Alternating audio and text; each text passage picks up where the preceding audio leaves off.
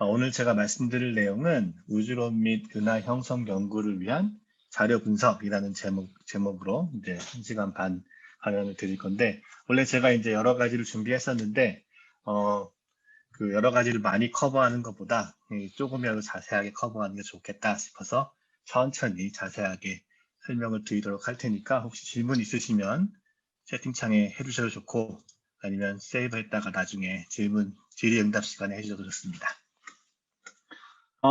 자료 분석이라는 수업은 상당히 어떻게 보면 되게 빨리 그냥 이렇게 하면 됩니다 라고 할 수도 있고, 아니면 정말 자세하게 얘기할 수 있는데, 여기서는 제 목표는 뭐냐면 자료 분석에 필요한 지식들에 대해서 이제 조금씩 이야기를 해드리는 거고, 그 자료 분석 수업이라는 게 그냥 막 방법론만 이야기해서는 재미가 없어요. 그래서 이제 그 자료 분석을 저희가 목표로 하는 자료에 대해서 말씀을 드리겠습니다. 이 궁극적으로 우리가 뭘 분석하고 싶냐 하면은 이 에이스펙이라는 그 은하 서베이예요. 갤럭시 서베이, 은하 탐사인데, 이 에이스펙은 All Sky Spectroscopic Survey of Nearby Galaxies의 줄임말입니다. 여기 A랑 여기 스펙, 이거의 줄임말인데, 여기 보여드리는 그림이 이제 은하들의 분포예요. 그 로컬 은하들, 그 가까이 있는 은하들의 분포인데, 그 중에서 특히 그 투메스라는 갤럭시 서베이에서 관측한 은하들 중에서 그 KS, 어제 황호승 교수님이 말씀해주신 그 겉보기 등급, 그 K밴드의 겉보기 등급이 8등급에서 14등급인 것까지의 갤럭시들을 모아서 그 다음에 이제 그걸 다 찍을 수가 없어요. 너무 많기 때문에. 그래서 그 18각초에 이제 애들을 이제 스무딩을 한 거예요. 그 18초 픽셀을 가지고 그린 그림입니다. 여기 투매스는 이 M이 사실은 이게 굉장히 많은 정보를 담고 있는데 2 마이크론에 있는 All Sky Survey라는 뜻이에요. 그래서 이 맵은 인프라레드 그 파장 영역에 있는 맵입니다. 투매스 중에서 이제 그 투매스는 사실은 그 어제 말한 그 측광, 분광이 아니라 측광 설베이인데, 거기에서 팔로우업을 해서 분광 설베이도 있었어요. 그것을 이제 E2MRS라고 해서 투매스 레이시프트 설베이. 이 설베이는 12등급까지 갔었거든요. 근데 이 에이스펙이라는 설베이의 목표는 그 2MRS보다 2등급 어두운 13.75등급까지 가는 이제 분광 재료를 확보하는 게 목표입니다. 저희 예상으로는 한 80만 개 정도의 은하에 대한 분광 재료를 얻을 거라고 생각하고 있고, 예, 우리가 할 수 있는 사이언스나 자세한 거에 대해서는 내일 아마 황호선 교수님께서 말씀을 더 해주실 거라고 생각합니다. 제가 이 자료를 선택한 이유는 뭐냐면, 이 자료가 이제 우리 한국에서 시작한 한국 사람들이 주축해서 하는 서베이거든요. 그래서 카시, 그 천문연구원이랑 키아스 등 연구원들이 참여하고 있고, 그래서 여러분들이 만약에 이제 외부나 우주론을 전공하게 된다면, 이게 이제 2023년부터 2027년까지 완성이 된 서베이니까 여러분들이 정말 주축이 돼서 이 데이터 자료 분석을 할 그런 서베이가 되겠습니다. 그래서 이제 제가 이 수업에서는 이 서베이의 자료를 선택했는데, 문제는 이 서베이가 시작하는 게 내후년이잖아요. 2023년. 그래서 저희가 데이터가 없습니다. 이럴 경우에는 어떻게 하냐? 그래도 우리가 사실 이 서베이가 있는 것처럼 가정을 하고 데이터 분석 연습을 해볼 수가 있는데, 그러기 위해서 필요한 것이 이제 모조 자료예요. 막이라고 하는 건데, 이제 제가 아마 오늘 늦게나 아니면 다음 시간에 우리가 이 mock 데이터를 정말 들여다볼 건데, 이 aspec underbar mock.hr4.htf5라는 파일입니다. 이거는 뭐냐면 어제 김주환 교수님께서 설명해 주신 Horizon Run 4 이 시뮬레이션을 가지고 엄청 큰 시뮬레이션이에요. 거기에서 이제 우리 은하랑 비슷한 데를 잡아서 그 볼륨을 잡고, 그리고 에이스펙이 우리 그 서베이에서 관측할 만한 녀석들을 가지고 그 모조품을 만든 거죠. 모조 자료. 그래서 그 자료를 만든 겁니다. 요 왼쪽에 보이는 그림이 그 호라이즌 런 4 시뮬레이션의 하나의 그 2차원적인 스냅샷이고, 여기에다가 우리가 이제 에이스펙을 그리면 우리 은하가 가운데 있다고 했을 때 에이스펙이 대충 반지름이 한 625 메가파섹이 돼요. 그래서 이 반지름 정도로 그리면 이 그 크기 비율로 해서 이 정도가 나오거든요. 그래서 호라이즌 런 4를 가지면 대략 A 스펙 정도의 모조 데이터를 한 100개 정도를 만들 수가 있습니다. 이 모조 데이터에 뭐가 들어있냐 하면은 컴퓨터로 만든 800개, 80만 개인데 80만 개 은하에 대해서 우리 은하 좌표계, 그러니까 우리 은하의 그 spherical coordinate 좌표계 L이랑 B로 하죠. 그 다음에 그 거리라는 건 우주론에서는 이제 redshift라는 적색이동이라는 변수로 나타내지게 되고, 그리고 각각의 은하에 대해서 절대 등급과 겉보기 등급이 주어지게 됩니다. 네, 이게 이제 저희가 이 수업 시간에 사용할 자료고요. 모듈 자료. 그럼 이제 자료 분석이라는 거는 도대체 뭘 하는 거냐 하면은 이 그 raw 데이터, 기초 자료를 가지고 우리가 이 자료는 되게 그 60만 개의 갤럭시에 대해서 위치랑 절대 등급, 상대 등급 요거만 있으니까 이걸 가지고는 뭐 어떻게 해석을 하기 힘들거든요. 그래서 사람이 이해할 수 있는 통계량으로 데이터를 압축을 해야 돼요. 이게 첫 번째 과정이고, 이 압축된 데이터를 가지고 우리가 해석을 해서, 왜냐하면 통계량 우리가 해석할 수 있는 양이기 때문에 이론을 가지고 해석을 해서 이제 지식을 만들어내는 게 그 자료 분석의 최종적인 목적입니다. 그래서 우리는 이 raw 데이터를 가지고, 물론 궁극적으로는 이제 A 스펙의 갤럭시 데이터지만 지금은 우리가 A 스펙을 모조한 갤럭시 데이터를 가지고 어떤 새로운 지식을 만들어서 책의 챕터에 들어갈 수 있는, 아니면 최소한 논문을 쓸 수 있는 그런 이제 그 지식을 만들어 나가는 것이 자료의 분석입니다. 아까 말씀드렸듯이 raw 데이터는 은하 좌표계에서의 coordinate, 그러니까 좌표, 그리고 우리 거리, 적색이동, 그리고 등급들이 있는데, 이것은 기초 자료, 이 raw 데이터가 우리가 이제 시뮬레이션 한 기초 자료이기 때문에 절대 등급, 겉보기 등급이 다 들어있어요. 근데 우리가 정말 관측을 통해서는 알 수 있는 겉보기 등급밖에 없고 절대 등급은 유출을 해야 합니다. 오늘 제가 수업 시간에 말씀드릴 그 대부분 내용은 어떻게 절대 등급을 유치할 수 있는가라는 거에 대한 건데, 그럼 당연히 이제 이 값들에 대한 분산도 있고, 그리고 어떤 편향도 있을 수 있고, 오차도 있을 수 있겠죠. 이런 것들을 다 아는 것이 중요합니다. 그리고 통계량도 역시 통계량 각각의 데이터 포인트에 대해서 우리가 이제 베리언스를 알아야 되고, 얘네가 혹시 진짜 참값에서 어떻게 시스테매틱하게 바이어스가 되어 있는지 아니면 에러가 있는지 그런 것들도 다 알아야겠죠. 그리고 이런 에러들은 다 raw 데이터에서 통계량으로 그리고 지식으로 다 이렇게 프로파게이트 되거든요. 그래서 에러들이 이렇게 퍼져나가는 것들을 잘 이제 우리 관찰을 해서 우리 지식을 만들었을 때 그 지식이 얼마나 믿을만한 건지 그런 것도 이제 이 데이터 분석에서 이야기를 해줘야 하는 것입니다. 여기 중요한 건 제가 강조하고 싶은 건 에러랑, 그러니까 우리가 그 통계적인 에러랑 그리고 바이어스예요. 모든 관측에서 그냥 딱 관측값만 딱 매저를 딱 했다. 그건 의미가 없거든요. 항상 에러바를 붙여야 되고, 그리고 그 관측값이 얼마나 믿을 만한 건지 항상 이야기를 해줄 수 있어야 합니다. 이제 요게 이제 자료 분석의 그 고전적인 사람들이 많이 해오던 방법이고, 근래에 들어서 이제 새로운 유형의 자료 분석이 등장했는데, 중간에 이 통계량을 거치는 것을 빼고 빅데이터라고 해가지고 데이터 자체에서 어떤 지식을 뽑아낼 수가 있느냐 하는 이제 여러 가지 노력들이 있어 왔는데, 다음 시간에 이제 홍성욱 박사님께서 말씀을 해주실 머신러닝, 그 기계학습이라든지 아니면 인공지능, artificial intelligence라든지 그런 forward modeling 그런 것들이 여기에 해당합니다. 제 개인적으로는 그 천문학자의 입장에서는 이 통계량을 봤을 때 제가 갖고 있는 어떤 그런 감정들, 어떤 그 인투이션들이 있거든요. 그것들을 이용해서 데이터 분석을 하는 것이 더 제가 배워온 방법이고 더 편하기 때문에 저는 오늘 제 수업 시간에는 통계량에 대해서 주로 말씀을 드리겠습니다.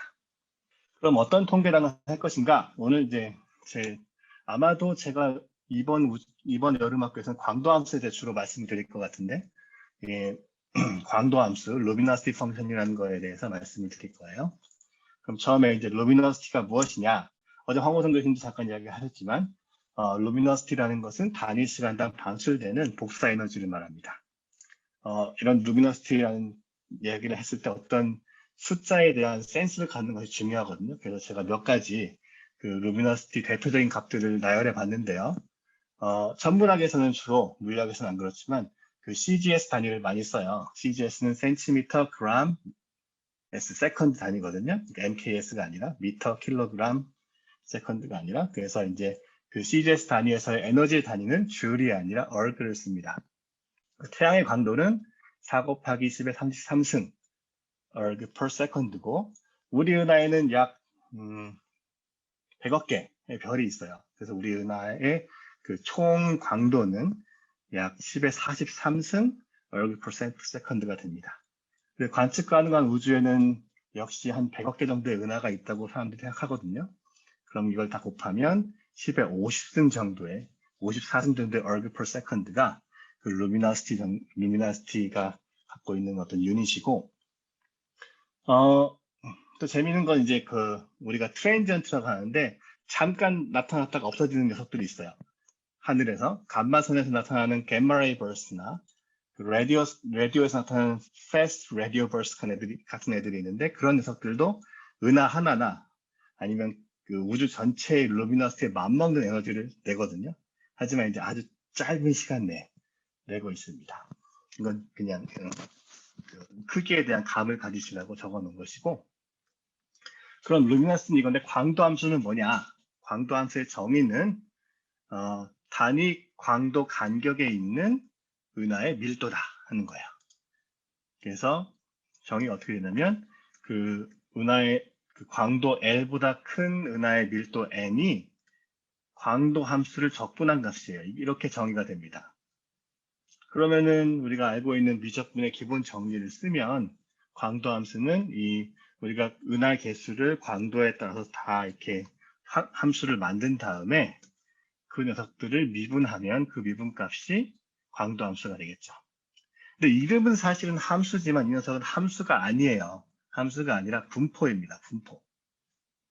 다른 점은 뭐냐면 사실 분포도 뭐 하나의 L값에 하나의 N값이 대응되니까 그걸로 함수라고 볼 수 있는데, 정확히는 분포인데 뭐가 다를까요? 이렇게 클래스룸에 있으면 질문을 드리겠지만 여러분들이 대답을 할 것 같지 않고, 혹시 대답하실 분 계신가요? 대답하실 분은 저희가 말씀하시면 규격화라고 누가 규격화. 규격화. 그렇죠. 광도는, 분포는 마치 그 확률 분포 함수와 같이 이렇게 규격화가 돼 있어요. 뭐냐면 적분을 다하면, 이 광도 함수 경우도 적분을 다하면은 그 은하들의 밀도가 나오겠죠. 그렇게 이제 노멀라이즈 돼 있다는 게 하나의 특징이고, 또 하나의 특징은 항상 0보다 크죠. 그리고 이 밑에 써놓은 게 사실 중요한 특징인데, 광도의 단위에 따라서 이 광도 함수가 변해요. 왜냐하면 우리가 어떤 확률 밀도 함수가 있을 때 확률 밀도 함수에 우리가 수학적으로 매저라고 하는데, 그 단위를 어떻게 정의하느냐에 따라서 이 미분값이 당연히 변하겠죠. 이 식에서 보면. 그래서 흔히 쓰이는 광도 단위는 그냥 생자로 루미나티를 써가지고 L 나누기 L 스타를 쓸 수도 있고, 그러니까 리니어 스케일로, 선형 스케일로, 아니면 로그를 취해서, 루미나시티 값이 굉장히 크잖아요. 아까 보여드렸듯이 10의 43승, 막 54승, 그러니까 이 값을 다 쓰지 말고 로그를 취해서 쓰는 분들도 있고, 사실 내추럴 로그, 자연 로그보다는 그 10을 베이스로 한 로그를 쓰는 분들이 많습니다. 그리고 우리가 천문학에서 흔히 쓰는 절대 등급, 이 MK는 이제 K밴드, 우리가 2매스를 지금 2매스에서 비롯된 데이터를 쓰고 있기 때문에 2매스에서 쓰는 K밴드를 이제 중요하게 생각할 거거든요. 이 K밴드의 절대 등급, 요거를 쓸 수도 있습니다. 네. 이 광도 함수를 처음으로 많은 분들이 쟀겠지만, 광도 함수를 이렇게 함수의 그 모양을, 꼴을 결정해서 우리가 많이 쓰이는 폼으로 만드신 분이 바로 쉑터라는 분인데, 그분이 이제 1976년도에 13개 은하단에 대해서 은하들을 이제 모아가지고 이 광도 함수를 그려보셨어요. 그랬더니 이 아까 말했던 첫 번째 쓴 유닛이죠. L over L 스타 요 단위로 광도 함수가 이렇게 생겼다 하는 거예요. 그래서 이거 딱 보고 광도 함수가 이렇게 어떤 L 스타 밖에서는 뚝 떨어지고 그 L 스타보다 어두운 녀석들은 이제 뭔가 파월로로 가는 이런 모양이구나 해서 이분이 이렇게 쉑터 펑션이라는 폼을 제안하셨습니다. 이 쉑터 펑션은 L 스타 이렇게 어떤 특징적인 광도 값 그리고 파이 스타는 L 스타일 때의 그 광도 함수 값 그리고 어두운 천체에서의 슬롭 알파 요 세 가지의 파라미터로 은하들의 광도 함수를 특정할 수 있구나 라는 걸 제안하셔서 이제 3 파라미터 핏이 된 거예요. 제가 이 쉑터 함수를 가져온 이유는 뭐냐면 아까 말씀드렸듯이 광도 함수는 분포라고 했잖아요. 그래서 각각의 다른 그 단위마다 이 쉑터 함수의 폼이 다 바뀌어요. 근데 마치 우리가 확률 밀도 함수의 하나의 확률 밀도 함수와 다른 밀도 함수로 바꾸듯이 어떻게 바뀌냐면 벡터 펑션 폼에서 어떤 x라는 그 변수를 가지고 광도 함수를 이야기할 때 그 체인 룰을 사용하지만 이게 적분 안에 있기 때문에 절대값을 취해서 이건 미적분학 시간에 많이 본 거죠. 그래서 이제 이렇게 바뀔 수가 있는데 그래서 아까 말씀드린 L 나누기 L 스타 어떤 특정한 광도 값에 대해서 그걸 유닛으로 하는 선형 스케일 아니면 로그 스케일 아니면 자연 로그 스케일 아니면 10을 베이스로 한 로그 스케일 아니면 우리가 천문학에서 많이 쓰이는 절대 등급 요 네 가지에 따라서 다 요 미분 안에 있는 자코비안 값이 다르기 때문에 이 광도 함수의 폼이 달라집니다. 이게 알려드리는 이유는 뭐냐면 광도 함수를 그려와라 그러면 학생들이 그냥 이 폼에다가 그 쉑터 폼에다가 다 넣고 그냥 x축만 바꿔놓거든요. 그러면 안 돼요. 왜냐하면 얘는 밀도 함수이기 때문에 밀도를 재는 그 규격이 바뀌면 유닛이 바뀌면 광도 함수도 바뀌어야 됩니다. 여기서 주의 깊게 보셔야 되는 건 그 선형일 때랑 그리고 로그일 때랑 요 파월로가 그 어두운 천체가 얼마만큼 더 많이 늘어나냐 하는 그 기울기가 원래 쉑터 펑션에서는 알파였는데 로그를 취하면 하나가 더 더해지죠. 왜냐하면 로그를 미분하면은 1 over n이 되니까 그래서 이제 알파 더하기 1이 되고 자연 로그로 갈 때는 아무것도 안 붙지만 로그 베이스 10으로 가면은 이 로그 10이 붙어요. 자연 로그랑 로그 베이스 10의 둘 간의 이제 변환이죠. 그리고 그 절대 등급으로 가면 로그 베이스 10에서 우리가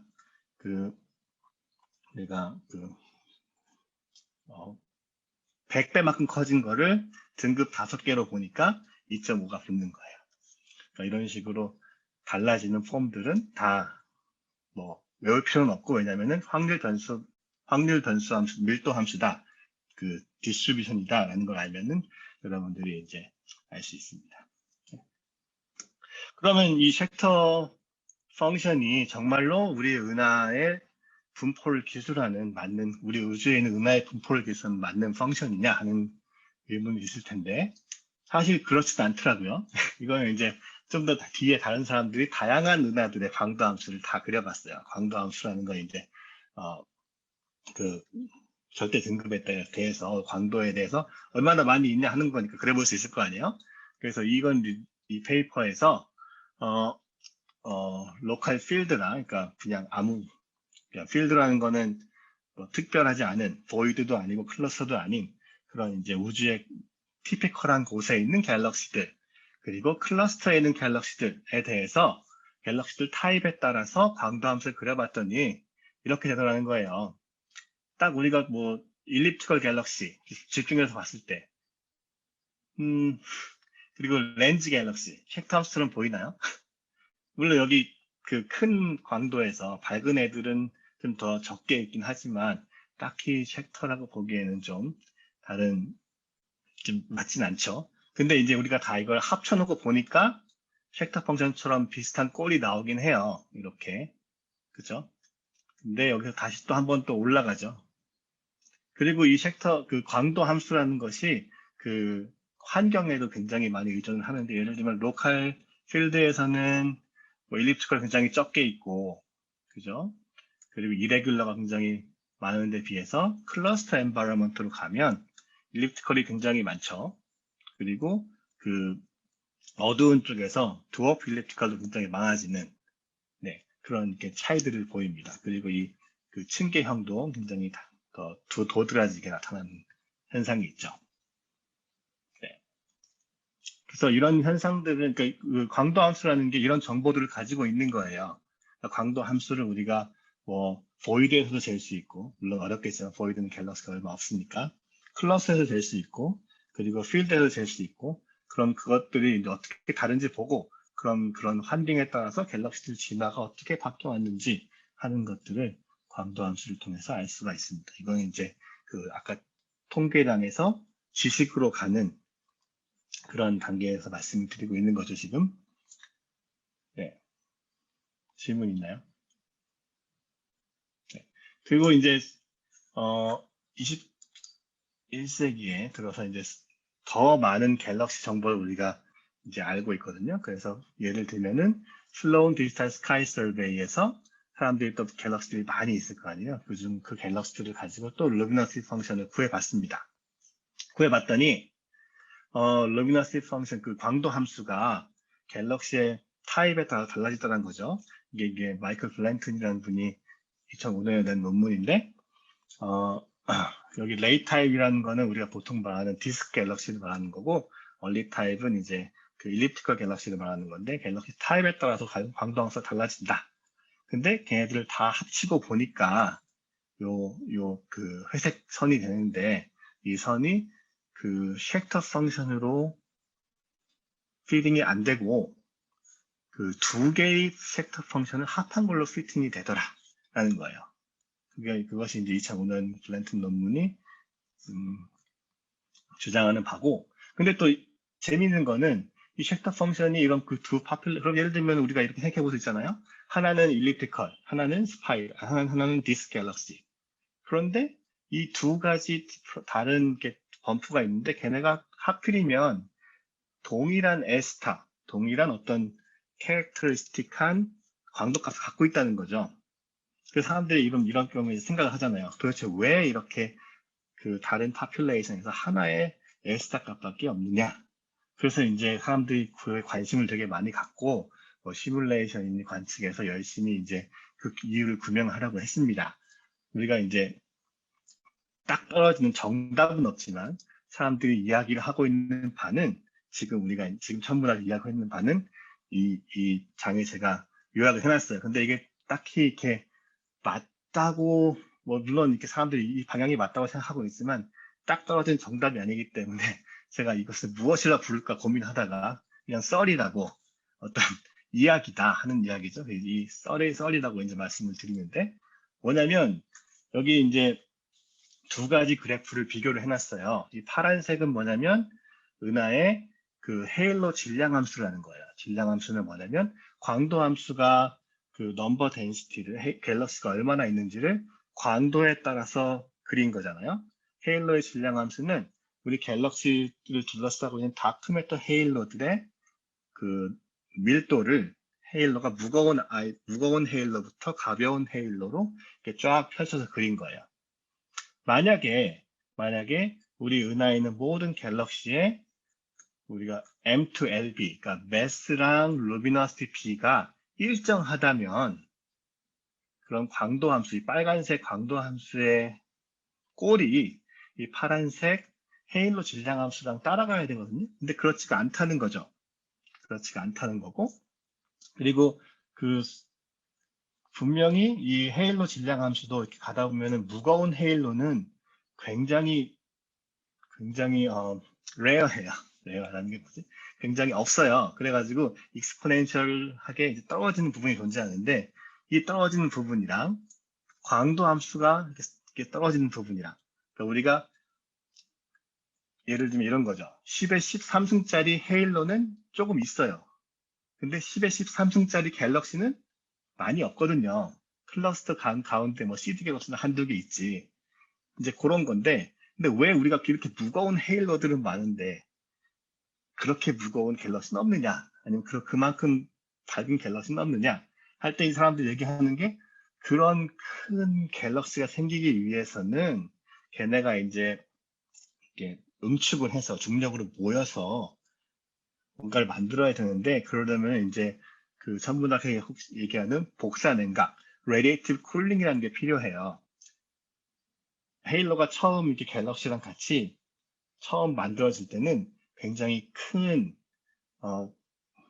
속도를 가지고 있거든요. 우리가 그거를 이제 그 컬랩스 하면서 그러니까 중력이 얘를 이렇게 뭉치게 하잖아요.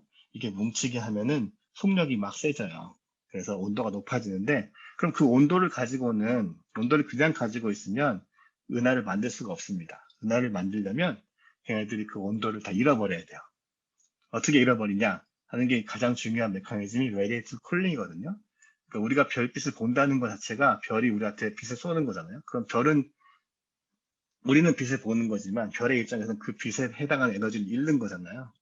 그래서 그 별이 그 은하가 빛을 내면서 쿨링을 해서 그 은하가 만들어지는데 그렇게 큰 10의 13승, 14승 되는 헤일로 안에 있는 은하들은 쿨링을 잘 못한다 이거죠.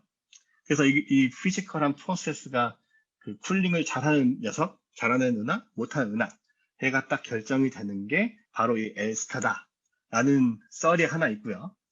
두 번째 썰은 뭐냐면 그 피드백이라는 효과랑 연결이 되는 건데 보통 얘기하기로 가벼운 헤일로에 있는 그 조그만 은하들은 슈퍼노바 피드백이 굉장히 잘 일어나지만 무거운 은하들은 슈퍼노바 피드백이 잘 안 일어나요.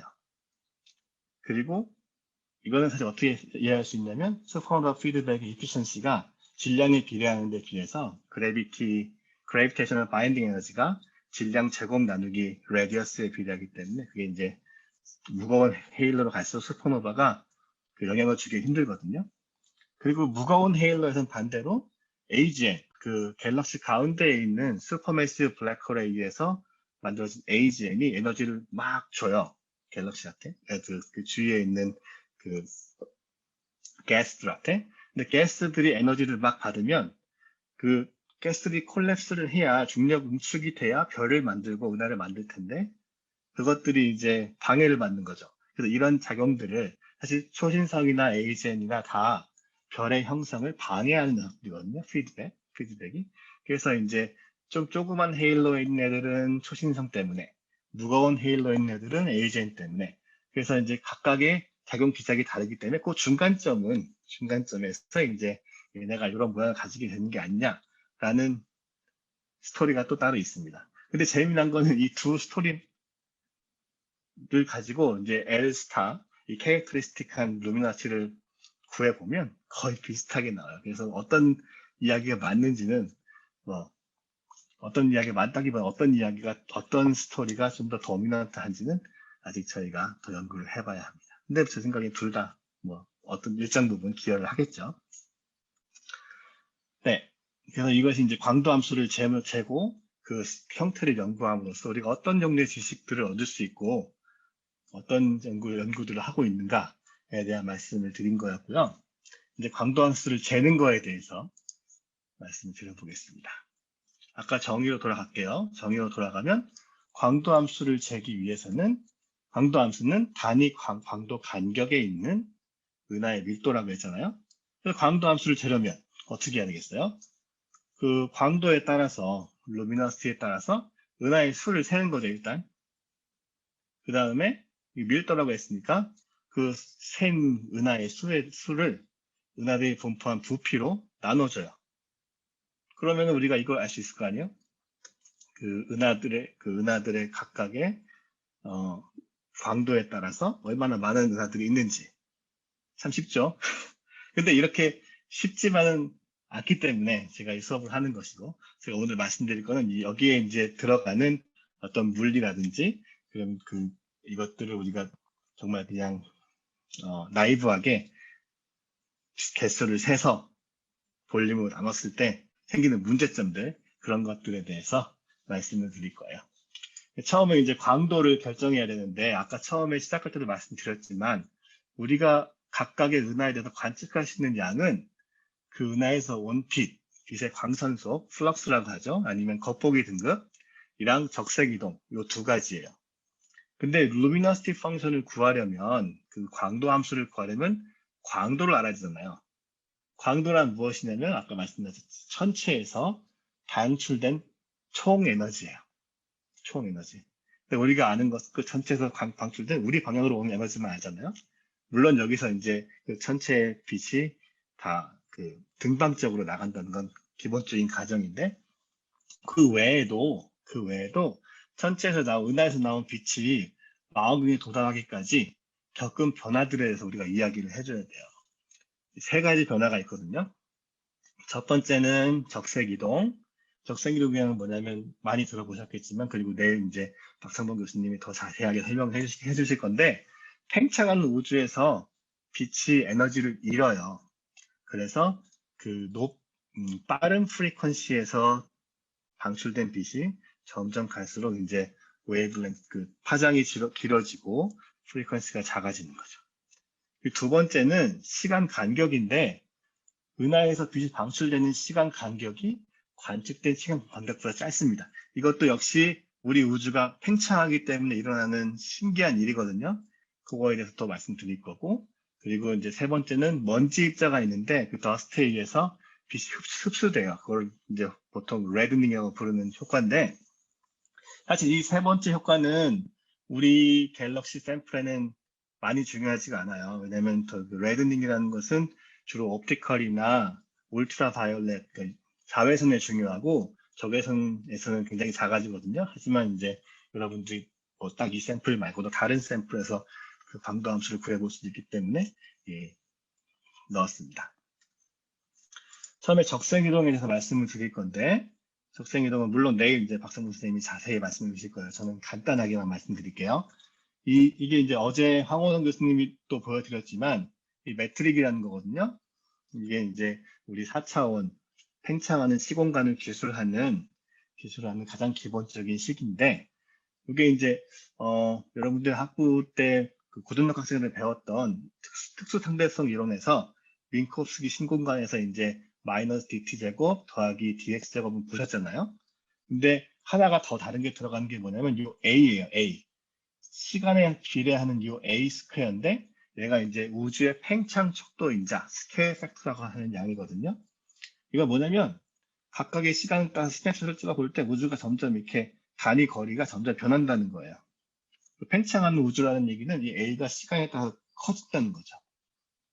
이 팽창하는 우주에서 우주의 그 운동 방정식, 입자들의 운동 방정식을 써보면 결론이 어떤 게 나오냐면, 이 입자들의 운동량이 이 팽창 척도이자 스케일 팩터의 반비례해서 줄어든다는 거예요.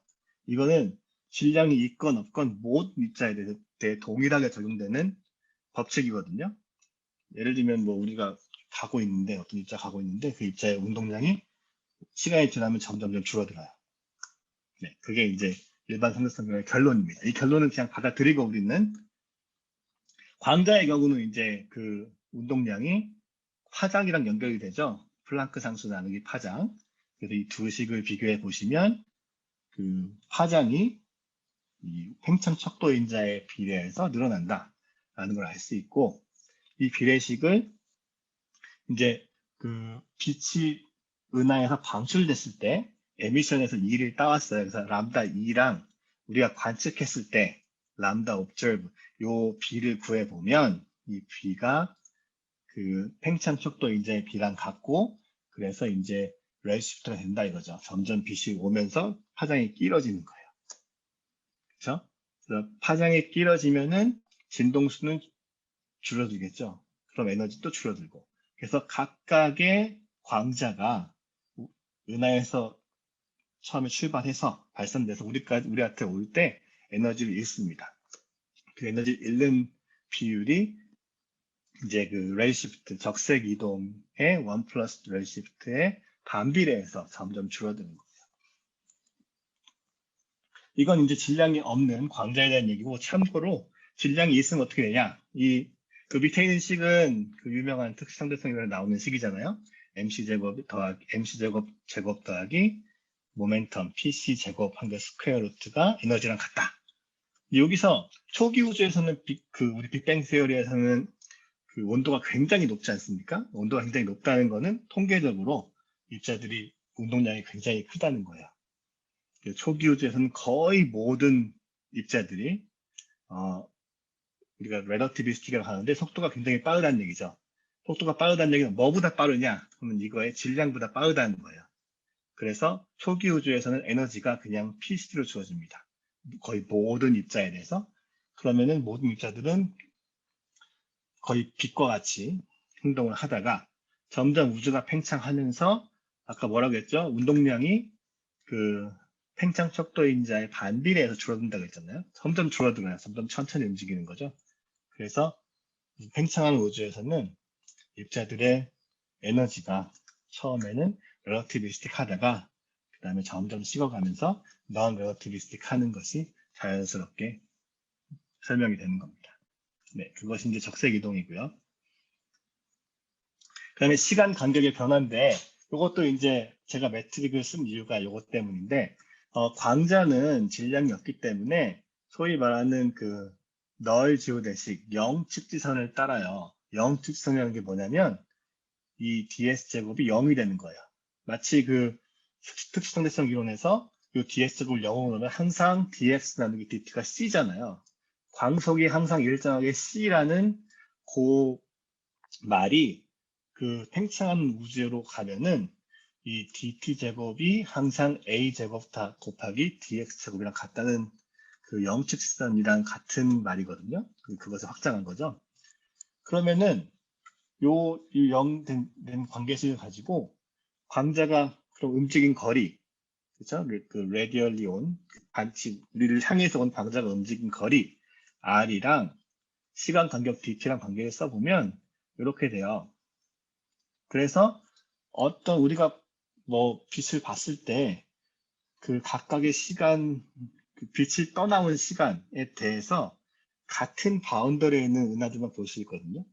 그래서 빛이 우리가 t 옵저브는 우리가 지금 관측한 지금이고 각각의 빛이 방출된 시간에 따라서 얼마나 멀리 있느냐가 결정돼요. 왜냐하면 빛은 항상 일정한 속도를 움직이기 때문이죠. 근데 우리가 여기 생각할 건 딱 두 가지예요.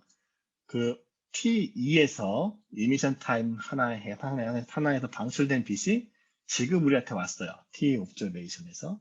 근데 그 갤럭시는 그냥 거기 있어. 그럼 만약에 다른 빛, 그 바로 다음에 T2를 따라서 델타 T2에 방출된 빛이 우리한테 오는데 걸린 시간이 T 옵저베이션 더하기 델타 T 옵저베이션이다 하는 거는 생각해 볼 수 있겠죠. 왜냐면 은하가 그 공변거리가 변하지 않으니까. 그죠? 그러면 이 두 개를 같게 놓고 보면, 그 다음에 이제 역시 한 번 더 그 미적분의 기본 정리를 쓰면 얘를 이쪽으로 보내고 이 얘를 밑으로 보낼 수가 있어요. 그죠? 그래서 이런 관계식이 됩니다. 그러니까 시간 간격이 이미션 그 갤럭시에서의 시간 간격이랑 우리가 그걸 관측하는 시간 간격이 달라진다는 거예요. 얼마만큼 달라지냐면 역시 1 더하기 적색 이동만큼 달라집니다. 그래서 이 두 가지 효과예요. 첫 번째는 각각의 광자가 에너지를 잃는 거고 두 번째는 시간 간격이 바뀌는 겁니다. 이게 얼마나 재밌는 거냐면 퀘이자라는 천체가 있어요. 퀘이자는 그 별과 같이 되게 조그맣게 포인서스로 보이는 천체인데 걔가 굉장히 빨리 이렇게 변하거든요. 베리어빌리티가 있는데 레드시프트 3에 있는 퀘이자가 예를 들면 40초 동안 깜빡했다. 이걸 우리가 봤다 이거죠. 그럼 그 퀘이자는 40초 동안 깜빡한 게 아니에요. 실제로 그 갤럭시에서 보면 10초 동안 깜빡인 건데 갤럭시 거기 있으니까 타임 간격이 벌어지는 거죠. 질문이 있네요. 팽창할수록 운동량이 줄어들면 온도도 같이 낮아진다고 생각해도 괜찮은 건가요? 운동량이 줄고 걔네가 굉장히 그 상호작용을 많이 하면 온도 같이 준다고 생각할 수 있어요. 그것이 맞는 말인데, 두 번째는 뭐냐면, 근데 그 팽창한 우주에서 운동량이 줄면서 상호작용을 아예 안 해도 똑같이 온도가 낮아진다고 생각할 수가 있습니다.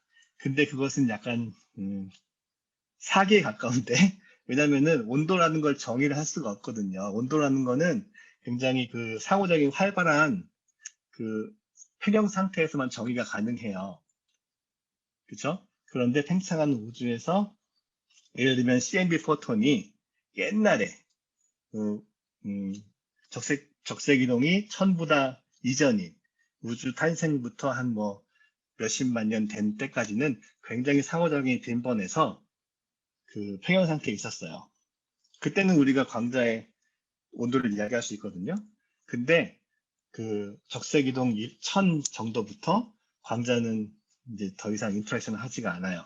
상호작용을 하지 않는데, 그럼에도 불구하고 상호작용을 하지 않기 때문에 이 그 광자의 그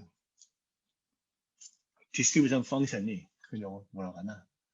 네, 그 페이스 스페이스 펑션이 딱 그 플랑크 커브를 따르는 그 펑션이 되거든요. 그래서 그때는 이제 말씀하신 대로 온도가 같이 낮아진다고 생각할 수가 있는데, 사실은 온도를 이야기하는 것 자체가 좀 말이 안 되긴 합니다. 다음 질문은 스트럭처 포메이션이 이루어진 후에도 매트릭을 FLRW 매트릭의 퍼터베이션으로 근사할 수 있나요? 그것은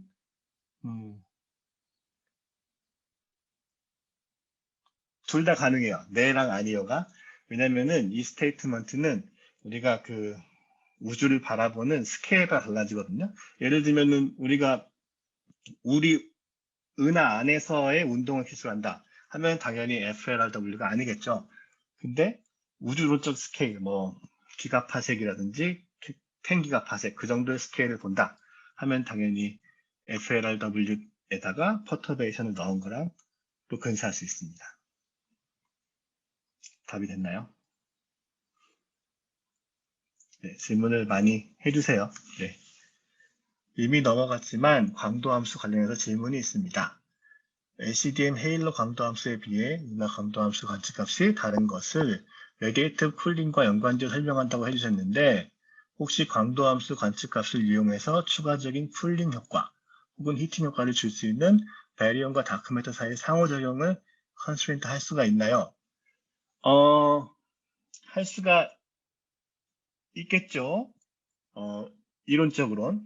근데 이 베리온과 다크매터 사이 상호작용을 컨스트레인트 할 수 있는, 그런데 이제 어제 학원 교수님도 말씀해 주셨지만 그 은하의 빛이라는 건 이 광도함수에서 우리가 그리는 광도라는 것은 은하에 있는 모든 별들의 빛의 합이에요. 그래서 광도함수를 정확히 어떤 이론적으로 계산을 하기 위해서는 그 값을 아주 잘 알아야 합니다. 그렇죠? 그러면 이제 거기에 들어가는 게 뭐냐? 여기 제가 피드백만 썼지만 그 은하에서 별이 형성되는 스타 포메이션 레이, 그리고 그 형성될 때 어떤 별들이 얼마만큼, 어떻게 무거운 별들이 얼마만큼 있는지, 거기에 이제 이니셜 매스 펑션이라고 하는 것도 들어가고, 그럼 이니셜 매스 펑션이 있으면은 걔네가 이제 무거운 녀석들은 빨리 별이 이제 메인 시퀀스 주계열성을 벗어나기 때문에 그 빨리빨리 이볼브를 하거든요. 그래서 그 걔네들이 이제 그럼 슈퍼노바가 되고 에이젠도 되고 블랙홀도 되고 하는 것들에 대해서 그런 것들이 다 들어가기 때문에 이 루미너시티 펑션, 그 광도함수의 모양을 가지고 그 베리온과 다크매터의 상호작용을 제한을 하는 것은 일단 가능은 해요. 근데 그 제가 말씀드린 별의 탄생과 별의 일생, 그리고 별들이 나중에 다시 다른 그 세컨 제너레이션 별의 탄생에 미치는 효과, 피드백, 그런 것들과 다 섞여 있을 거예요. 그 효과가. 그래서 딱 바리온과 다크매터의 상호적인 효과만 딱 뿌집어내기에는 힘들 것 같습니다. 그런데 예를 들면은 박찬범 교수님, 김장 교수님도 하시지만 그런 시뮬레이션에서 우리가 아까 말씀드린 그런 효과들을 되게 숫자로 파라메터라이즈 해가지고 광도 함수를 구하고 있거든요. 제가 알고 있기론, 물론 김주환 교수님한테 내일 다시 내일이나 모레 여쭤봐야 돼요. 제가 알고 있기로는 시뮬레이션에 나온 광도 함수가 우리가 관측한 광도 함수를 잘 맞춘대요. 근데 이제 그 다른 것들, 예를 들면은 아까 전에 보여드렸던 early type과 late type에 대해서 걔네들이 이제 얼마나 있는지, 그 우리가 별에 대해서 칼라 매그니튜드 다이어그램을 그리듯이 은하에 대해서도 칼라 매그니튜드 다이어그램을 그릴 수 있거든요. 근데 그 다이어그램에서의 어디에 별이 얼마나, 은하가 얼마나 있는지 그런 것들은 약간씩 차이가 있다고 합니다. 답이 됐나요? 네.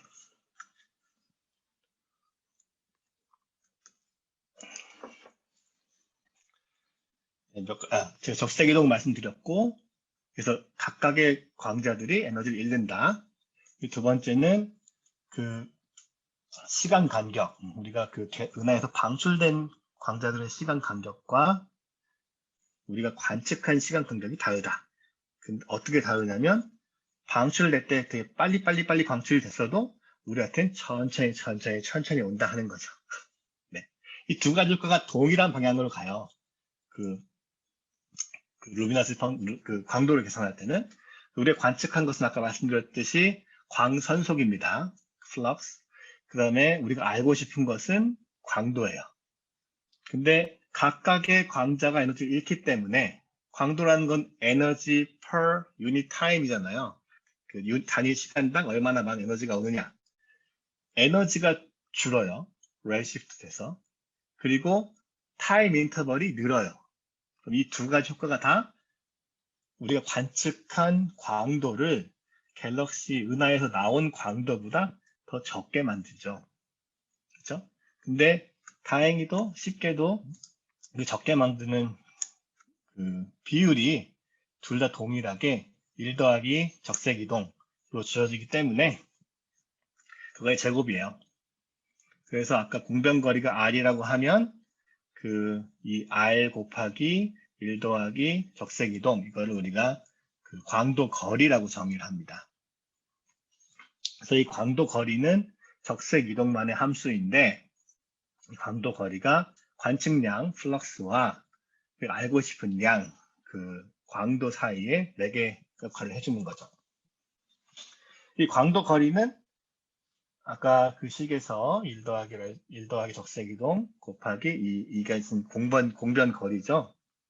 얘네가 언제 그 어떤 시간에 빛이 나와서 우리한테 왔는지. 요거를 이제 그 적색 이동의 함수를 쓸 수도 있고, 그럼 여기가 이제 허블 팽창 계수거든요. 허블 팽창 함수죠. 왜냐면은 각각의 다른 시간에서 그 우주의 팽창률이 다르기 때문에 이 허블 팽창 함수는 우리가 우주에 뭐가 있는지 알면, 우주의 컨텐츠를 알면은 결정이 돼요. 각각의 적색이동에 대해서.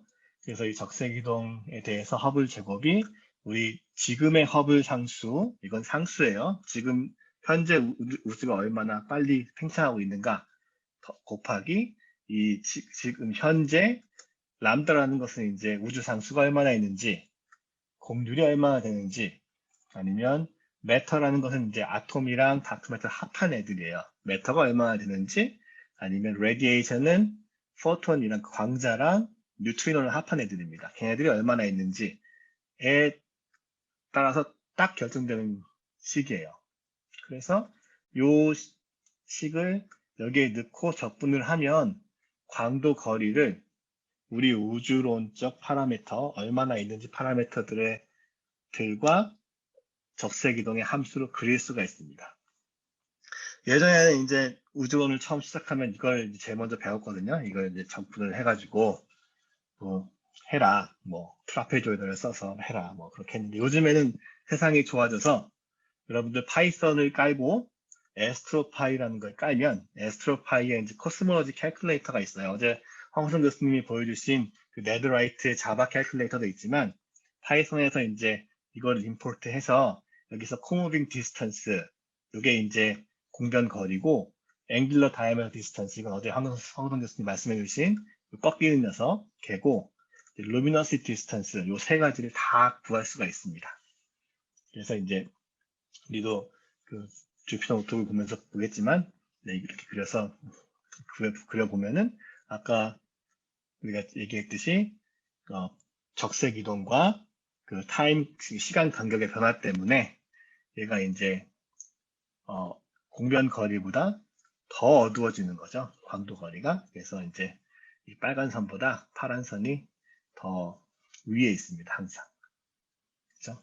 그러니까 우주가 팽창하지 않았을 때 우리가 봐야 할 빛의 그 은하의 밝기보다 더 어두워진다는 거죠. 점점 가면 갈수록 우주가 팽창하기 때문에 적색 이동과 시간 간격 때문에 그렇습니다. 그렇죠? 근데 요게 이제 소위 말하는 볼로메트릭 총 광도를 이야기할 때는 이게 끝이에요. 근데 지금 우리가 이야기하는 광도 함수는 어떤 특정한 밴드에서의 광도 함수거든요. 그 위에 투메스 데이터를 사용하기 때문에 그러니까 2마이크론 근처의 밴드 패스 광도 함수이기 때문에 하나가 더 들어가요. 하나 효과가. 그 효과를 K 커렉션이라고 합니다. K 커렉션은 제가 어디서 읽기로는 이제 그 독일 말로 칼라 해서 K가 왔다고 하는데 그래서 그럼 이제 색 보정이겠죠.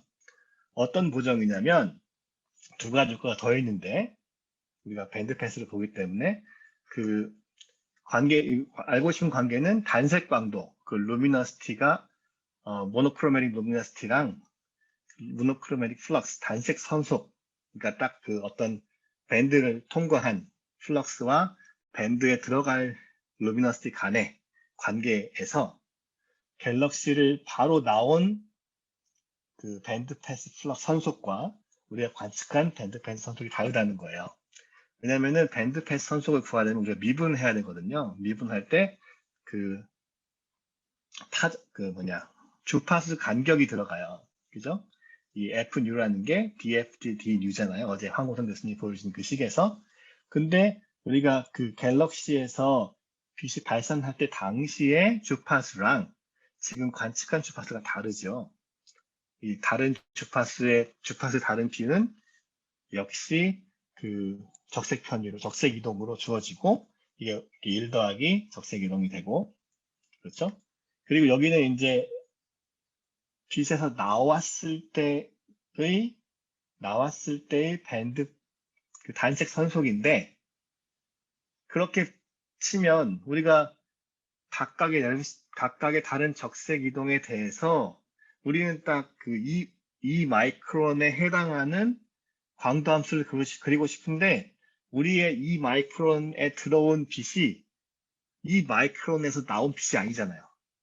그러면 각각의 다른 적색 이동에서 다른 밴드의 루미너스를 보고 있는 거기 때문에 그것도 보정을 해줘야 돼요. 이게 두 번째 상입니다. 첫 번째 항은 우리 그 단위 주파수가 다르기 때문에 단위 주파수가 작아지기 때문에 생기는 항.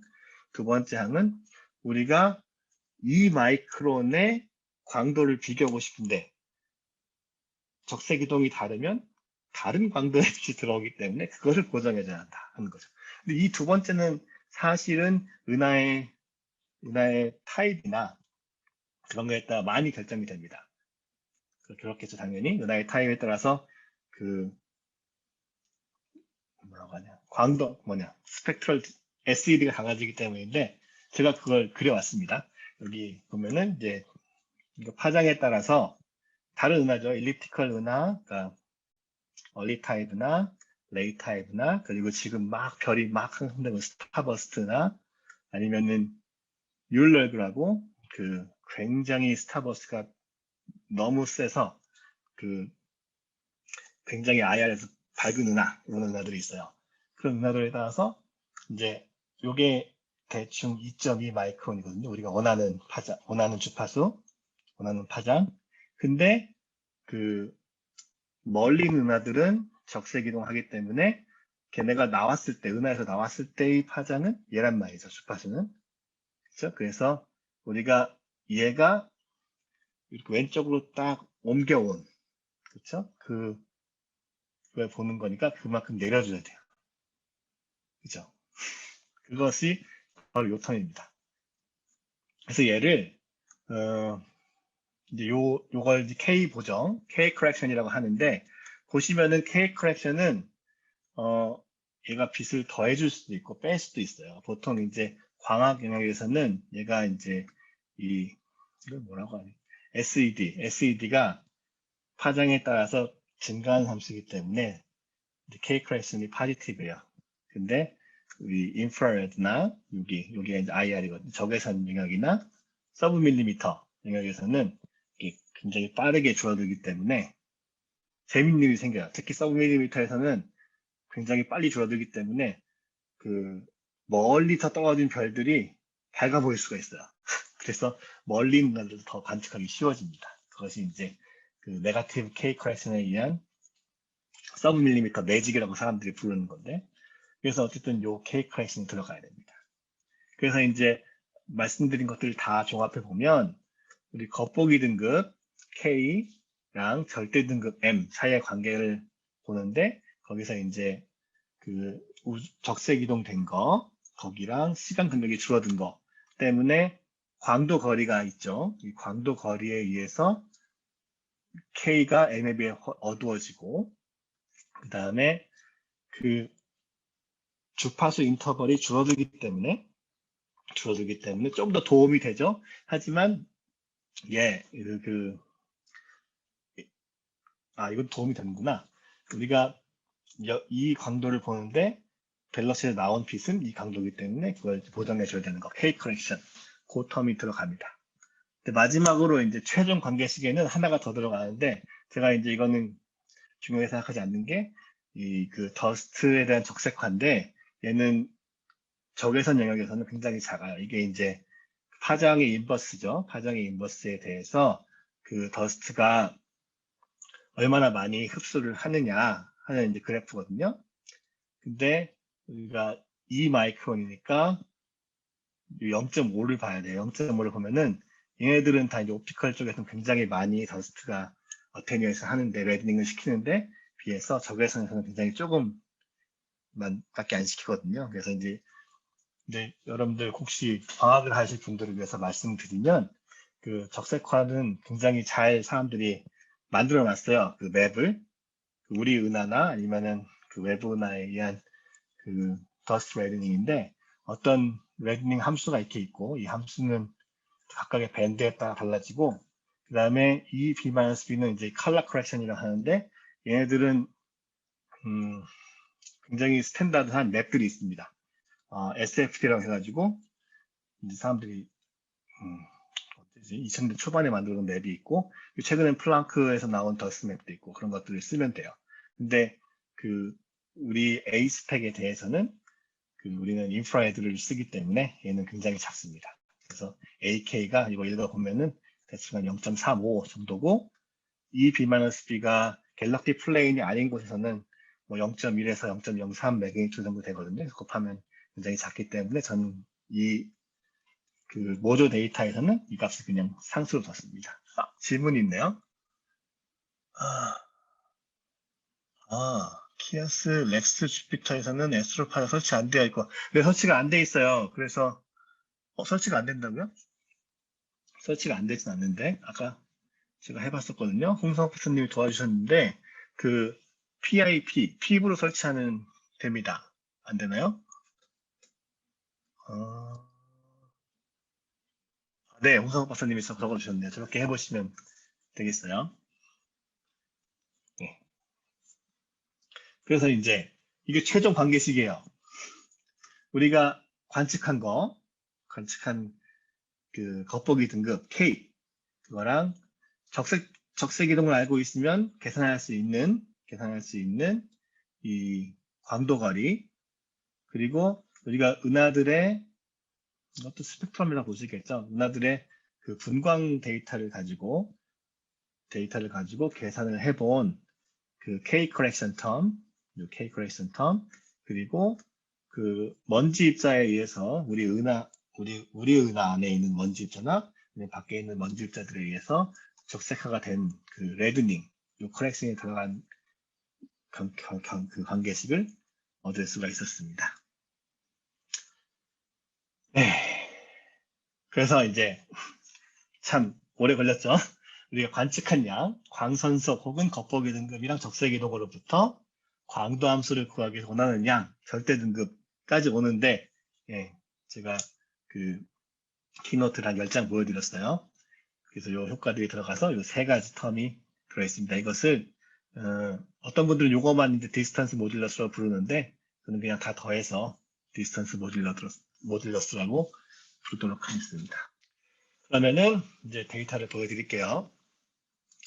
자, 이것이 이 그 호라이즌 런 4 데이터를 가지고 만든 A스펙의 광선속 한계, 그러니까 우리가 K밴드 매그니튜드를 13.75보다 작게 만들어 놓은 모듈 자료입니다. 한 72만 개 정도의 데이터 포인트가 있었는데 그거 다 찍으면 너무 오래 걸려가지고 제가 정말 밀도가 높은 곳은 그냥 컨투어로 만들어 버렸어요. 그래서 여기는 컨투어고 이 데이터는 이제 포인트예요. 천문학에서는 보통 저는 그렇게 생각 좋아하는데 밝은 애들을 더 오른쪽에 둡니다. 그래서 이제 매그니튜드를 보면은 작은 애들이 오른쪽에 있고 큰 애들이 왼쪽에 있죠. 여기다가 방금 말씀드린 디스턴스 모듈러스, 이거는 적색 이동이 주어지면 우리가 관측량, 겉보기 등급과 알고 싶은 거, 절대 등급 사이에 어떤 차이가 있는지를 말해주는 디스턴스 모듈러스가 이제 있죠. 그래서 각각의 적색 이동에 대해서 요 그래프들을, 요 점들을 이 디스턴스 모듈러스 오른쪽으로 옮겨주면 돼요. 그럼 절대 등급이 나옵니다.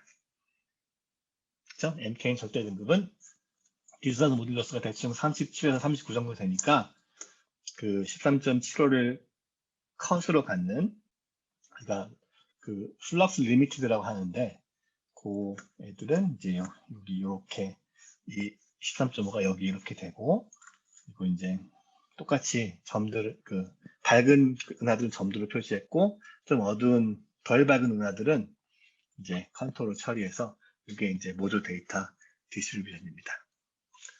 질문이 또 있었는데 K 컬렉션이 레드시프트 함수 표현이 되어 있는데 파장대나 관측 대상에 대한 있어요.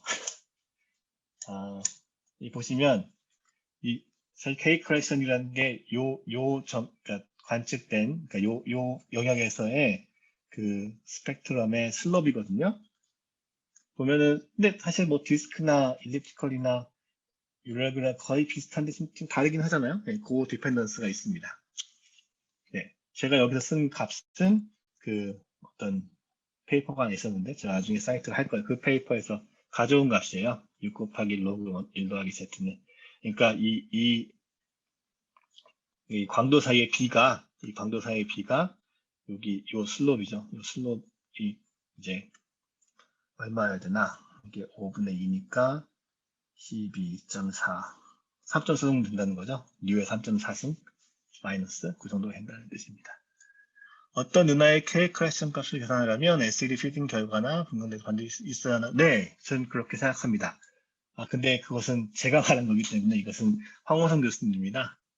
관측하시는 분에게 여쭤보시는 게 정확할 것 같습니다.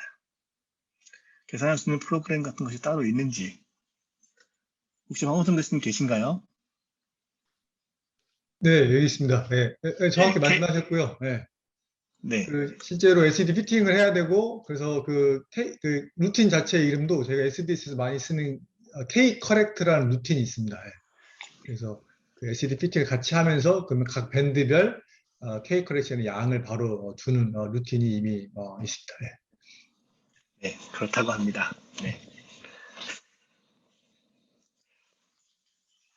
어디까지 했죠? 예, 제가 여기 이거 보여드렸고, 디스턴스 모듈러스를 넣어서 이제 모듈 자료가 됐죠.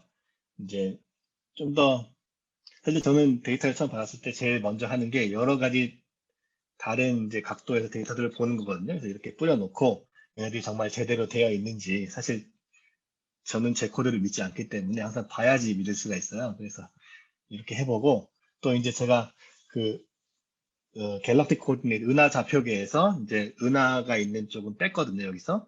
그래서 전천으로 하면은 얘가 한 85만 개 정도 되는데 은하 좌표계를 빼가지고 한 20%를 빼버렸어요. 그래서 그것도 잘 빼졌나 보는 거죠. 이게 적색이동 0.05에서 0.07까지 0.15까지 이렇게 이제 은하들을 다 찍어본 겁니다. 이게 이제 우리 호라이즌 런 4를 가지고 만든 에이스펙의 모듈 재료고요. 이제 그 영역에서의 우리가 필요한 거리, 볼륨, 부피를 재기 위해서는 거리가 필요할 거 아니에요? 거리랑 그리고 이제 광도거리를 또 그려봤죠. 자, 그 다음에 아까 말씀드렸듯이 광도 함수라는 건 광도 빈 별로 은하의 개수를 세서 부피로 나눈다고 했잖아요. 그렇게 해봤습니다. 그랬더니 이렇게 나왔어요. 이것은 제가 호라이즌 런 4를 가지고 그린 광도 함수예요. 저희 첫 번째 시도죠. 네, 도수 분포. 그리고 이것은 모드 데이터이기 때문에 제가 넣은 광도 함수가 있을 거 아니에요. 그라운드 트루스가 있죠. 그것이 이제 이 빨간 선이에요. 어떤가요? 보시니까 아까 제가 말씀드렸던 숫자를 세서 부피로 나눈다. 그 방법이 잘 적용되나요? 여기 뭐 밝은 쪽 보니까 마이너스 27 크롭대로 되는 것 같죠? 26까지 괜찮고 25점까지 괜찮고 근데 얘네는 뭔가요? 이거 괜찮나요? 어떻게 생각하세요?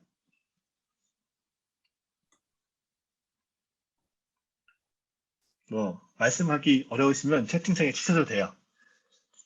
자, 여러분 선생님들이 광도함수를 그려와라 했는데 이렇게 그려서 가져가면은 어떻게 될까요? 칭찬을 받을까요? 아니면 혼날까요? 이론과 실제의 차이인가요? 레졸루션의 한계 같습니다. 레졸루션의 한계. 그런가요? 좀 더 보여드릴게요. 이 광도함수랑 아까 제가 보여드린 절대 등급에서의 분포랑 그걸 딱 옆에 놓고 비교를 해볼까요? 부피 제한 재료가 아니라서 선생님 치팅하셨습니다. 선생님 말씀하시면 안 되는데. 반칙입니다.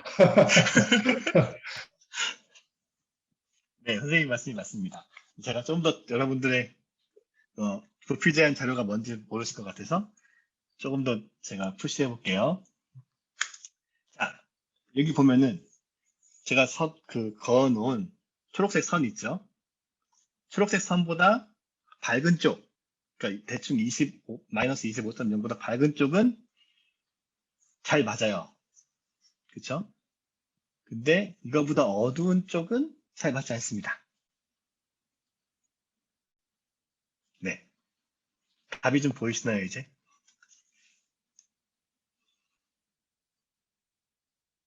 물론 정답은 선생님이 말씀하셨지만 여러분 생각을 좀 해보시라고 조금 시간 드리겠습니다.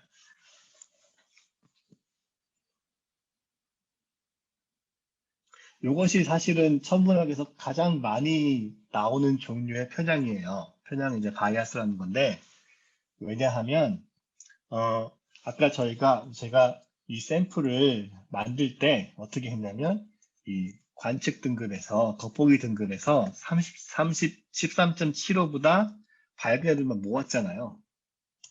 그래서 절대 등급을 그려봤더니 은하가 여기엔 없어요. 여기 이 하얀 부분은 없잖아요. 근데 히스토그램을 그릴 때 어떻게 했냐면 제가 카운트를 한 다음에 전체 부피로 나눴죠. 여기에는 은하가 없는데 여기에 은하가 있는 것처럼 마치 나눠버린 거예요. 그럼 안 되죠. 그런데 왜 여기는 맞냐 그럼? 여기는 은하가 다 있잖아요. 이쪽. 마이너스 25.2보다 밝은 데서는 은하가 다 있죠. 그래서 이 샘플, 내가 만약에 이 샘플만 가지고 광도함수를 구했다. 그러면 마이너스 25.2보다 밝은 데서는 광도함수를 아주 잘 구할 수 있어요. 왜냐면 그래서 이 샘플을 어떤 마이너스 25.2까지 절대 등급 마이너스 25.2까지 모든 날을 다 포함하고 있다 해서 부피 제한 자료라고 합니다. 볼륨 리미트 샘플이라고. 근데 우리가 우리 지금 샘플은 요 마이너스 25.2 등급 밑에서는 그거보다 어두운 쪽에서는 부피 제한 자료가 아니고 그 광선속 제한 자료예요. 플럭스 리밋으로 따랐기 때문에 우리가 예를 들면 24등급 마이너스 24등급인 은하는 그 적색 이동이 0.09까지만 보이고 그 위엔 안 보이는 거예요. 요것들을 가지고 뭐라고 하냐면 마음키스트 편향이라고 부릅니다. 마음키스트 바이어스로 부르는데 그 부피 제한 자료인 곳에서는 그러니까 마이너스 25.2보다 밝은 데서는 완전한 샘플, 그거보다 어두운 데서는 불완전한 샘플 이렇게 되는 거죠. 자, 그럼 제가 문제점을 얘기했죠. 마음키스트 편향, 그 부피가 제대로 반영되지 않았다. 그럼 해결책은 뭘까요?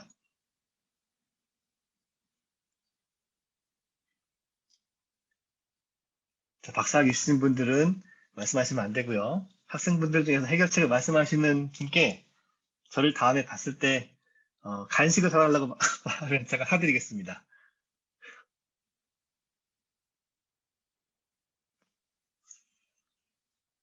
없나요? 말씀하셔도 되고 채팅창에 치셔도 돼요. 지금 제가 다시 한번 말씀드릴게요. 이 불완전한 샘플은 왜 불완전하냐면 각각의 절대 등급에 따라서 걔네들이 그 절대 등급 우리가 선속도를 규제를 했을 때 그 샘플이 다다를 수 있는 거리가 달라요.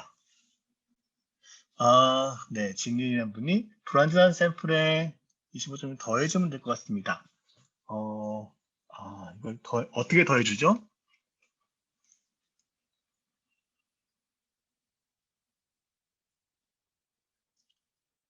보다 어두운 부분의 자료들을 여기를 이렇게 더해준다고?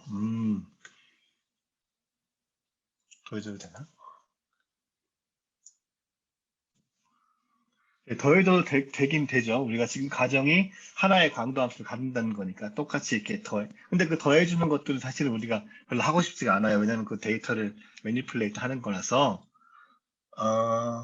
작은 볼륨에서. 여기 정답이 나왔네요. 이남 학생이 얘기했는데 각 광도마다 최대 적색 이동을 이용해 부피를 따로 계산해서 광도마다 다른 부피를 이용하면 안 되나요? 맞습니다. 광도마다 다른 부피를 이용하면 돼요. 네. 이남문 학생은 꼭 다음에 저를 보면 간식을 사달라고 말씀하시기 바랍니다. 감사합니다. 그래서 제가 이해를 돕기 위해 한 그림을 좀 더했어요. 이렇게. 지금 문제가 뭐였냐면 우리가 관측한 은하가 있는데 각각의 절대 등급마다 갈 수 있는 한계 거리가 정해져 있으니까 그럼 딱 그 한계 거리만큼의 볼륨을 구해서 그걸로 나와주면 되지 않겠냐 하는 거죠. 네, 그래서 예를 들면 여기 25.2에서 25 사이에 있는 절대 등급 은하들은 여기 그려놓은 바까지, 요 바까지 해서 각각의 은하들을 절대 광도에 맞게 볼륨을 따로따로 계산해 주는 거예요. 이 메소드를 1 나누기 Vmax 메소드라고 합니다. 이것은 처음에 옛날에 마틴 슈미츠가 이게 그 퀘이자를 처음 발견하신 분이죠. 그분이 이제 퀘이자 루미너스 펑션을 거대 쓰였던 방법인데, 물론 이제 이렇게 크루드하게 딱 네모를 그려서 하진 않고요. 그 컨티뉴어스한 리밋에서 각각의 절대 광도마다 그 맥시멈 볼륨을 구해서 이걸로 나눠주는 거예요. 우리가 히스토그램을 그린다고 생각해 봤을 때 이 볼륨 리미트 된 샘플에서 히스토그램이 뭐냐면 사실은 우리가 각각의 빈마다 은하의 개수를 세서 총 부피로 나온다고 생각할 수도 있지만 각각의 은하가 1 나누기 총 볼륨만큼의 가중치를 가지고 더해진다고 생각할 수도 있잖아요. 그래서 그 가중치를 바꿔주는 겁니다. 그렇게 해서 구해봤더니 짜잔! 빨간색이 제가 넣은 값이고, 그리고 파란색이 이제 제가 이 Vmax 가중치를 줘서 구한 도수 분포입니다. 지금은 이제 그 작은 그 어두운 은하에서 이 줄어드는 현상이 없어졌죠. 네, 이것을 1 나누기 Vmax 방법이라 부릅니다. 아셨나요? 이게 이제 사실 굉장히 고전적인 방법이고 되게 오래된 방법인데 요즘에도 사람들이 많이 쓰는 방법이에요. 그리고 이제 또 다른 방법은 재생관리가 돌아가신 도널드 린던벨이라는 분이 고안하신 방법인데 이거는 이제 C- 방법이라고 하는 거예요.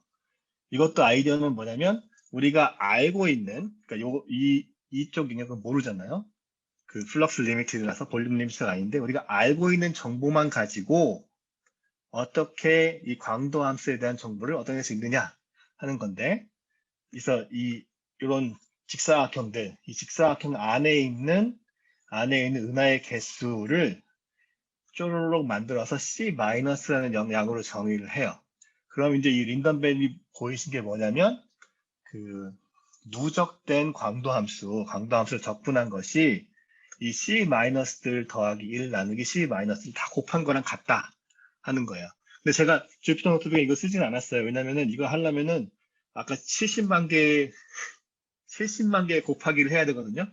그 너무 오래 걸려서 그리고 우리가 원오버 비맥스 메소드가 있으니까 그거 이제 쓰자고 이제 쓰지 않았는데 만약에 샘플 개수가 뭐 1000개나 10,000개 그런 거 되면 해볼 만한 방법입니다. 그리고 이 방법도 나중에 말씀드리겠지만 다른 이 방법만의 장점이 또 있어요. 자, 그래서 이제 우리가 1 나누기 Vmax 방법으로 이제 인풋에 딱 맞는 아주 잘생긴 광도 함수를 얻었잖아요. 이런 거 이제 unbiased 광도 함수라 그래요. 그리고 얘네들 바이아스 돼 있죠. 얘는 마르키스트 바이아스 된 광도 함수다라고 얘기해요. 이제 unbiased 된 광도 함수 얻었으면 다음에 뭘 해야 되냐? 아까 처음에 말씀드렸던 우리가 자료 분석을 할 때 그 분석한 측정값을 얻고 항상 거기에다가 에러바를 씌워줘야 돼요. 우리가 간직한 값이 얼마나 정확한지 그걸 알아봐야 되거든요. 근데 지금 우리가 70만 개 그날 다 썼잖아요. 그래서 그러면 그걸 가지고 이제 이 커브도 얻고 그럼 거기에 대한 분산도 얻을 수 있냐 그런 게 어디냐 생각할지 모르겠지만 그때 보통 우리가 쓰는 방법이 리샘플링이라는 합니다. 리샘플링은 뭐냐면 보통 두 가지가 있는데 하나는 잭나이프라는 거예요. 잭나이프는 뭐냐면 한 번에 우리 70만 개 중에서 하나씩 데이터를 지워요. 그러면은 69만 9,999개가 있겠죠? 그거를 70만 개 데이터를 만드는 거예요.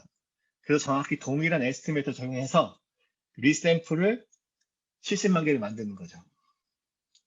사람들이 너무 많이 만들어야 되니까 잘 안 써요. 안 쓰고 부트스트랩이라는 걸 쓰는데 부트스트랩은 뭐냐면 70만 개의 데이터를 있잖아요. 그것들 중에서 70만 개를 무작위로 뽑는 거예요. 근데 여기서 중요한 것은 겹침을 허용해서 70만 개 뽑으면 예를 들면 뭐 10번 샘플이 10번 될 수도 있고 2번 샘플이 뭐 2번 될 수도 있고 3번 샘플은 안 될 수도 있고 근데 그렇게 리샘플링을 해서 그래서 이제 자기가 원하는 만큼 데이터를 만들어서 그 광도 함수를 재는 거죠. 제가 이제 보여드릴 예제에서는 100개를 했어요. 100개 리샘플링해서 만들어서 그 100개의 서로 다른 그 샘플 사이에 분산을 재는 거예요. 근데 특히 광도 함수의 경우에는 그렇게 리샘플해서 분산을 재는 방법이 굉장히 잘 맞아요. 왜일까요? 어떤 상황에서 이런 리샘플링 방법을 쓸 수 있을지 혹시 얘기해 볼 학생분 계신가요? 두 번째 간식 찬스 나갑니다. 써주세요.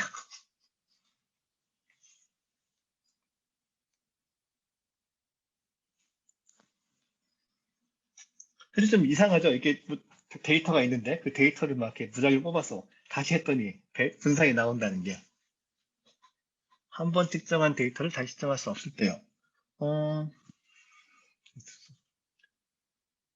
요건 지금 데이터가 딱 완성된 데이터가 있는 거예요. 그걸 가지고 우리가 데이터들 중에서 그 서브 샘플도 아니지 데이터들 중에서 그 겹침을 허용해서 n개를 뽑아서 이제 분산을 재는 거거든요. 적분을 하기 힘든 경우에 적분을 하기 힘들지는 않습니다. 이 경우에는 적분을 하기 힘듭니다. 그건 좀 나중에 말씀드릴게요. 이거 접근하기 힘든 경우는 그 소위 그 베이지안이라고 말하는 사람들이 쓰는 건데, 그건 이제 우도 함수를 다 샘플링하기 힘들 때 쓰는 거거든요. 그거는 좀 나중에 데이터가 많을 때요. 등방할 경우, 서정빈 학생, 등방할 경우, 등방, 각 비슷하긴 한데, 등방이라는 건 이제 방향에 따라서 다른 게 없다는 뜻이죠. 네. 각 데이터가 독립적일 때일까요? 네. 마지막 세 개의 답이 다 근접했어요. 서정빈 학생, 홍미정 학생, 임상혁 학생. 저를 또 만나면 제가 사실 기억을 못하니까 여러분들이 저를 찾아주셔야 돼요. 그렇다고 아무나 와서 전 딱 4명만 기억하겠습니다. 4명. 네. 어떤 상황에 쓸 수 있냐면 우리 샘플이 각각 독립적으로 어떤 있는 어떤 확률 밀도 함수를 샘플링하고 있을 때 쓸 수 있습니다. 독립적인 게 중요해요. 그럼 독립적으로 어떤 확률 밀도 함수를 반영하고 있기 때문에 그 안에서 우리가 다시 리스테이플링을 해서 그 사이의 베리언스를 보면은 확률 밀도 함수 자체의 베리언스를 볼 수 있는 거죠. 네. 질문이 하나 올랐습니다. 네. 위아래 에러바가 왜 다른가요? 위아래 에러바가 여기 에러바는 이제 우리 샘플에 들어간 밝은 은하의 개수가 적기 때문에 생깁니다. 이 리샘플링에서 에러바가 사실은 포화송 에러바로 근사할 수 있는데, 네, 요 왼쪽에 있는 에러바는 저도 사실 잘 이해 못했어요. 제가 오늘 아침에 이거를 만들어 놓고 얘가 왜 이렇게 들쑥날쑥한가 해봤는데, 사실 개수도 작지 않거든요. 이게 지금 마른키스 편향을 고정하기 전이라서 저희가 개수가 작긴 해요. 얘네가 요 부분에 있는 요 테일 부분에 있는 마이너스 23인 은하라서. 근데 그럼 여기에 들쭉날쭉함이 제 생각으론 요쪽의 들쭉날쭉함이랑 비슷할 거라고 생각하거든요. 그냥 개수로 봤을 때. 근데 조금 더 많이 들쭉날쭉하잖아요. 이것은 제가 보기엔 컷을 줄 때 이게 균일한 은하들을 가지고 한 게 아니라 호라이즌 런 4에 클러스터링 데이터가 있는 은하를 가지고 한 거라서 그 효과가 들어가 있지 않나 싶습니다.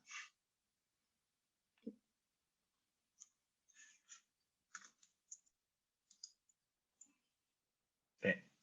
그래서 분산까지 추정을 해봤죠. 제가 통계값과 그 분산을 추정했어요. 근데 여기서 한 가지 제가 빼먹은 게 있는데 제 가정은 어떻게 했냐면 이 모든 절대 등급 메저먼트에 들어간 어떤 것들, 그러니까 K 컬렉션이니 아니면은 무슨 레드닝이니 아니면은 우리가 겉보기 등급이니 거기에 아니면 적색 이동이니 우리가 다 페이스 밸류로 맞다고 생각했잖아요. 근데 그런 게 어딨어요? 관측을 하면 항상 에러가 들어가죠. 그죠? 근데 그럼 그 에러의 효과가 어떻게 되냐 하는 거예요. 그 에러의 광도 계산에 오차가 있다면 그럼 어떻게 될까? 그것도 이제 마른키스트 바이어스랑 같이 굉장히 유명한 바이어스입니다. 이름하여서 에딩턴 바이어스라고 하는데 유명하신 에딩턴 있잖아요. 그분이 옛날에 논문 하나 썼어요. 관측했을 때 오차가 있으면 걔가 관측량에 어떤 영향을 주겠느냐. 그래서 이제 지금까지 요 녀석은 에러가 없다는 거고 거기다 이제 에러를 우리가 씌운 거죠.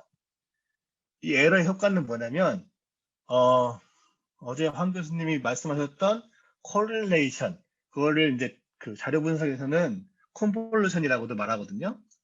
컨볼루션은 뭐냐면 이 하나의 데이터 포인트가 딱 하나의 점이 아니라 이게 약간 스프레드된 에러가 있으면 걔가 스프레드 돼서 어떤 데이터 구름처럼 이렇게 더해진다는 거예요. 그래서 요 루미너시티 펑션을 데이터 이런 구름으로 컨버블 하는 거죠. 그건 사실 스무딩이랑도 똑같은 개념이거든요. 그래서 어제 박승호 선생님이 말씀하셨던 자료 분석의 중요한 테크닉이다라고 하셨는데 여기저기 많이 쓰입니다. 근데 에딩턴 편향의 효과는 뭐냐? 특히 이런 광도 함수 같은 경우에는 요 밝은 쪽으로 가면은 굉장히 빨리 줄어들잖아요.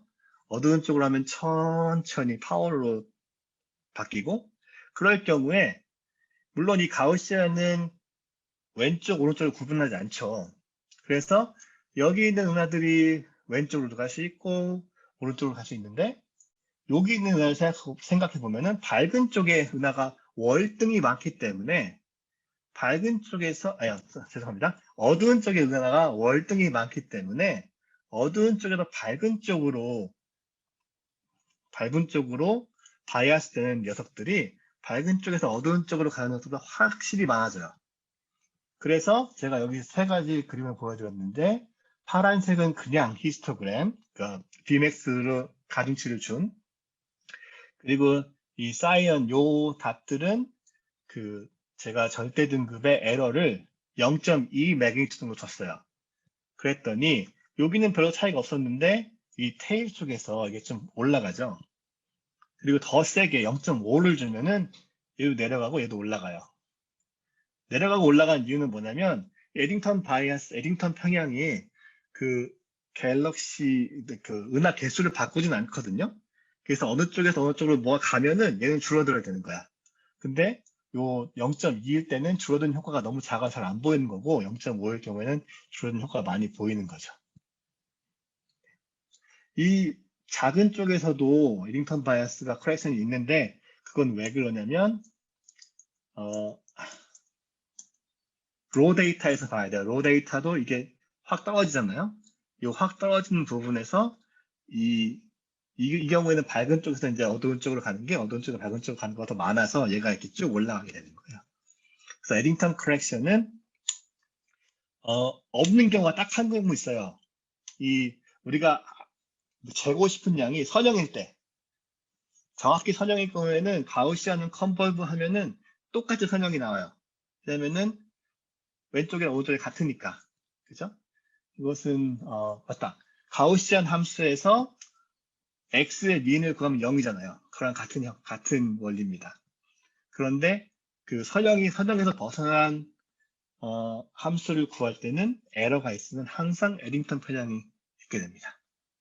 그래서 에딩턴 편향을 고치려면은 이제 이게 아까 컨볼루션이라고 했잖아요. 그래서 디컨볼루션이라는 그 테크닉을 쓰던가, 아니면은 제가 지금부터 금요일 날 말씀드릴 최대 우더 방법, 맥시멈 라이클리우드 방법을 쓰면은 그 효과들을 다 이제 고칠 수가 있는데, 중요한 것은 우리가 관측에 들어간 오차를 정확히 알고 있어야만 고칠 수가 있어요. 오차를 모르면 고칠 수가 없습니다. 네. 이것이 에딩턴 바이어스고요. 그래서 이것은 지금까지 얘기한 것이 이제 소위 클래시컬한 에스티메이터들인데, 원오버 비맥스 같은 경우에 그 두 가지 바이어스를 커렉트하는 게 중요해요. 맘키스트랑 에딩턴 바이어스. 그래서 금요일 날 이어서 이제 최대 우도 방법이랑 말씀드리고, 이제 주피터 파일 본 다음에 그 다음에 이제 2점 함수를 구하는 걸 조금 얘기해 볼게요. 예, 저는 광도 함수로 끝날 줄 알았는데 좀 시간 제가 빨리 했나 봐요. 좀 적게 남았네요. 네, 여기까지 하겠습니다.